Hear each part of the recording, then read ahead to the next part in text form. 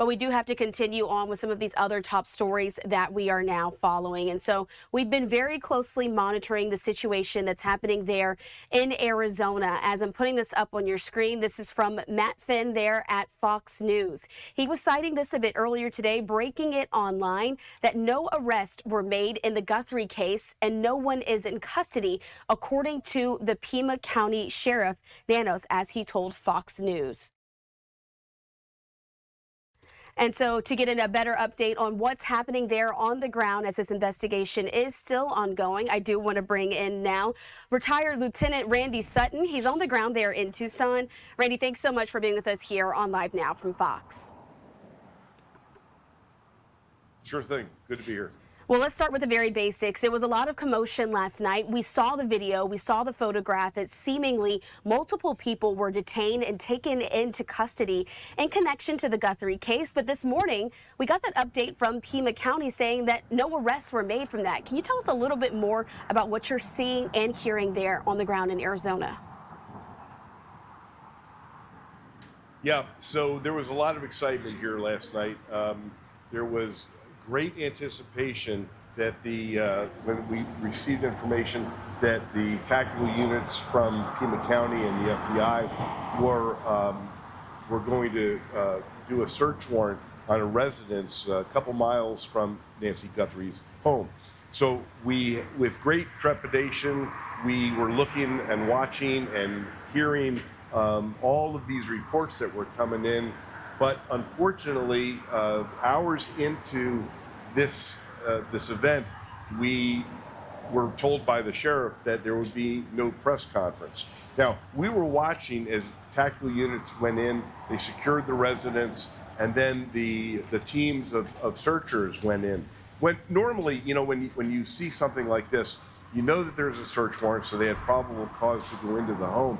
You are expecting that there is going to be an arrest made. We did see that they took a couple people out. Then there was a vehicle stop made that was related to it. We saw somebody put in handcuffs. So by all appearances, it looked like this had some meaning. Unfortunately, hours later, we heard the sheriff say that there would be no press conference. And then he said that he would be putting out an email about the situation. Well, the email that he put out, the public announcement, basically said there will be no public announcement. So at that point, we knew that this had not come to fruition to the point where there was a conclusion to this investigation. And Randy, I'm glad that you mentioned that, because we've been waiting for some of these press conferences to come in so we're able to air them out and let folks know where this investigation now stands.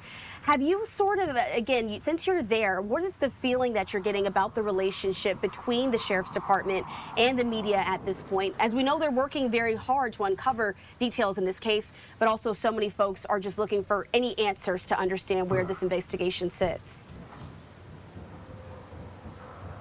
All right, so let's break this down a little bit. At the beginning of this investigation, when it first became apparent that a major crime had occurred and that Mrs. Guthrie had been taken, you saw the sheriff did a couple press conferences. His performance at those press conferences garnered a lot of criticism from many people across the board, from law enforcement to the media, and I got to tell you, I'm one of those who was very critical of his performance. You know, when the head of a police agency, a law enforcement agency, comes out in public to give information, the public has a right to expect that information is going to be reliable. And what we found out was when he walked back some of his own statements, it left people in confusion. Now, as that continued on, we saw some what I can only characterize as missteps in the investigative process, such as the scene being cleared literally within 24 hours and the allowing of people to literally walk up and look in the windows and stomp over evidence.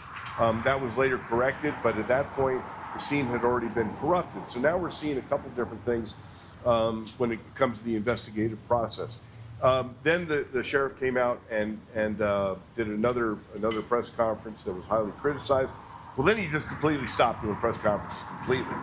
I've got to tell you, I'm a 34-year law enforcement veteran, and I really haven't seen a high-profile case like this that has basically been ignored by the head of the agency involved here. Now, then we had the search warrant from a few days ago. Everyone was in high anticipation that that was going to bring some serious evidence forward that might help this case. That turned out to be a bust. Now we had this last night where I can tell you that there was great anticipation that this was going to lead to some forward movement in this investigation, and we were here for hours, and then the sheriff came out and said that he would not do a press conference, that he would do an email. And when that email came out, it said, I'm not going to say anything in the email. It's kind of bizarre. But he did do yesterday, he did do a series of interviews with different news organizations. So he didn't do a press conference where he could have addressed all of those press briefings. Instead, he took one by one, almost as if he was only comfortable talking to one news outlet at a time. So I got to say, communication has been poor. The people here are frustrated. I've talked to a number of citizens. I've talked to a number of police officers, and there is great frustration around this communication issue. Absolutely. And so before I let you go, Randy, I just want to ask you lastly this. You mentioned the people there in the town. Of course, Tucson, I'm sure, is not used to this level of national attention that they're getting from this case. How are folks in the community responding to this influx of not only media, but then this high-profile case where there's a search for a missing elderly woman who was a part of their community? I'm going to illustrate this with something that happened not an hour ago. I was approached by a group of individuals, excuse me, who live here and who recognized me from Fox News, and they unloaded on me with their frustration with the communication that has been out there, their deep commitment to how they felt about the return of Mrs. Guthrie. There is a great amount of sympathy for the family and wishes that she would be returned. Now, of course, as every day goes by, the odds are diminishing for that to happen. So it was very interesting, though, that these people approached me and literally vented about their frustrations.